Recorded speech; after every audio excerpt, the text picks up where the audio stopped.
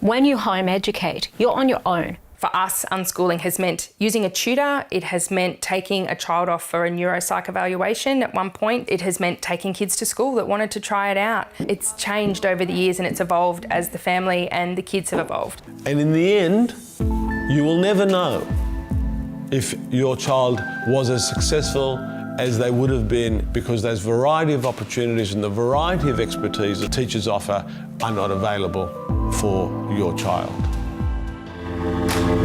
So we decided to take a gap year. Clear. It just means that we can spend time with our teenage children while we still can and while we can still be part of the adventure.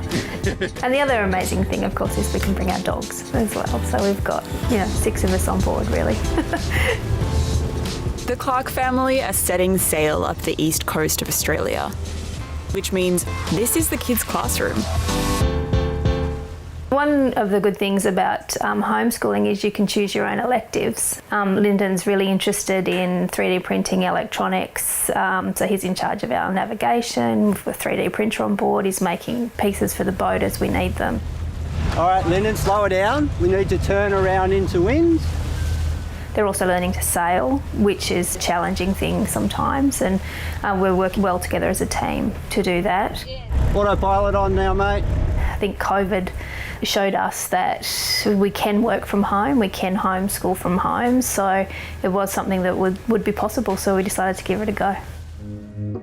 Home education has been on the rise in Australia for years, but COVID and lockdowns saw the numbers rise dramatically, especially in Queensland.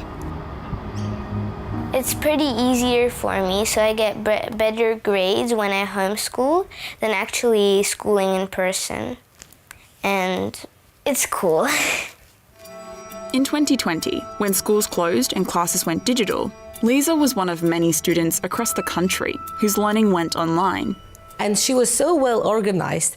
I was honestly amazed. And I thought, okay, maybe this is a better way for her to learn when there are no distractions around, when she can focus better, when she could also manage her own time and tasks. When schools reopened, Lisa went back, but then they closed again. Lisa had to adapt to a new process every time. And also, when I saw the recommendation of wearing a mask, I thought it's not fair for kids. They're still kids. They need to sing, they need to talk, they need to shout, they need to, play.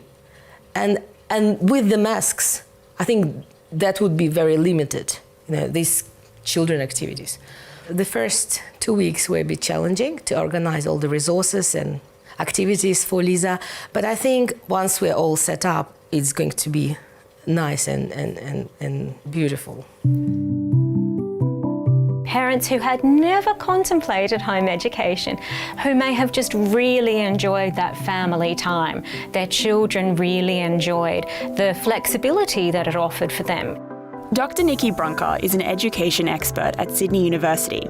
She's also a home educator herself and says some parents are confused about what home education really looks like.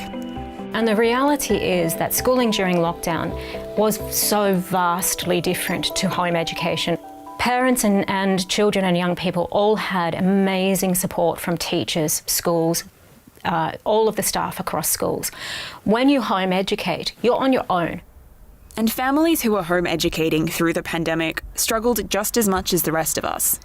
I had a revelation somewhere at the end of 2020 that when people have said to us over the years, when they say, oh my God, we could never homeschool our kids, it's so much pressure and, you just lock them in the house. And when I was, we were all kind of really struggling, I thought, this is what people think home ed is. In June of 2017, the feed met the Reynolds, a family of 5 home educating just outside of Melbourne. Our friends, they do go to school. Sometimes, they'll be like, so how many hours of school do you do? And I'll be like 2, and they're like, oh, we only do 6. That's so unfair.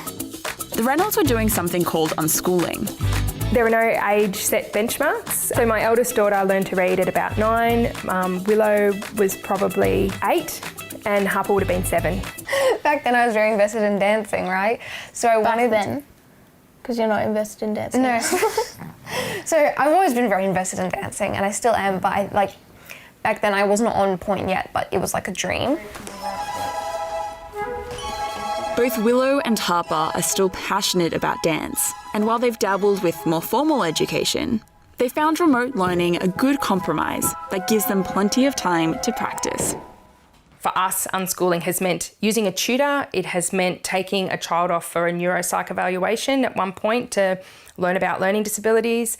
For us, it has meant taking kids to school that wanted to try it out. It's changed over the years and it's evolved as the family and the kids have evolved. Yeah.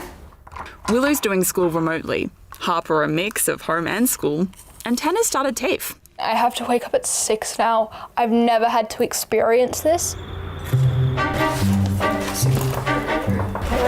So I think I have everything, backpack, lunch. Nice. Early mornings have been a start for all of us because none of us are really morning people. I have to wake up at 6.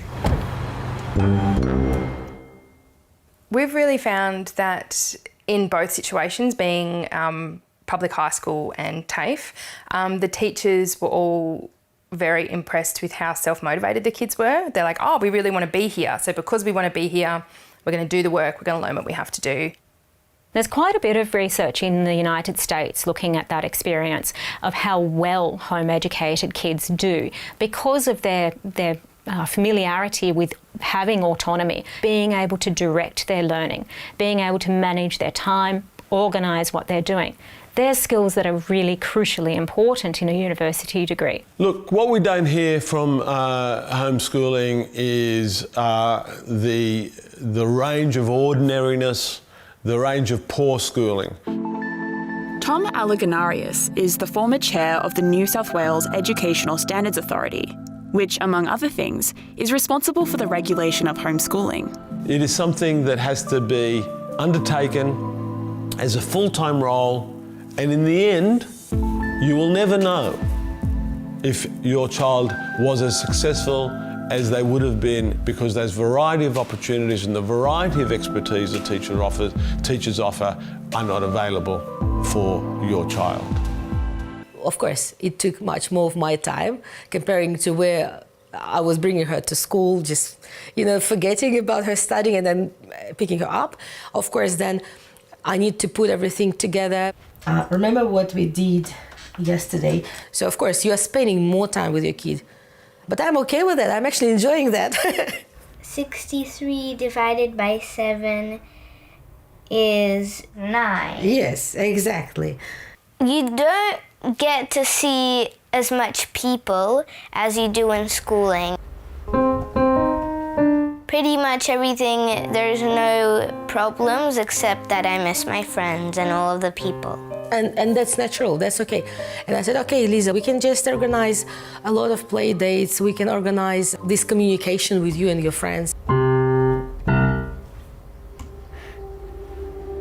Ironically, I think a lot of people say that home education, interferes with and ruins your social life, whereas Willow really found that that was the opposite, that she really wasn't having a lot of downtime to just hang out with her friends and have sleepovers and go and do fun things. Shay says lockdown was the only time she wished her kids went to a brick and mortar school.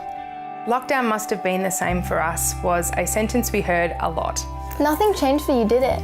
People say it all the time to us because that's what people thought homeschooling was like. Like you just never left the house, you did school at home. When in fact it is exactly the opposite. For us, it has been about engaging. It has been about doing interesting things, learning interesting things, going interesting places. Schooling is not simply about academic achievement or even a variety of learning activities. Schooling takes the academic and the social development and the cultural development, the breadth of cultures that are available and interact in our schools, and puts the students in a position where they learn to take from those, but they also learn how to give to those. And it simply can't be done in the small scale of home or interacting in small groups. Experts say there's little doubt that the pandemic has been a major driver in the increase of homeschooling. Whether that's parents being anti-vaccination, vaccine hesitant, or simply having health anxieties about their children catching COVID. The question is, are these numbers here to stay? I think the response to COVID will probably plateau out and could actually fall, because there will be people who have chosen homeschooling based on their experience of schooling from home and then discover, oh, this is actually vastly different. This isn't what we thought we were getting ourselves into, and return to school. I do, however, think that we're going to see home education enrolments continue to increase over time. I hope the community stays the same. I hope that everybody maintains that sense of we're all on the same side, and it's not an us versus them with school or an us versus them with rules or mandates, and that we're all here because we want to offer our kids something different. Right now, we're just experimenting, so we are giving it a try. I'm not sure if it's going to be successful or not. We'll see how we go. Future homeschooling will definitely depend on what the children want to do. So if at the end of the year they're finding what we're doing still beneficial for them and homeschooling still working for them and they want to continue, then we'll absolutely look at those options. I just feel so grateful that we made that choice. It was the right choice for us. It may not be the right choice for everybody, but for us, I have zero regrets.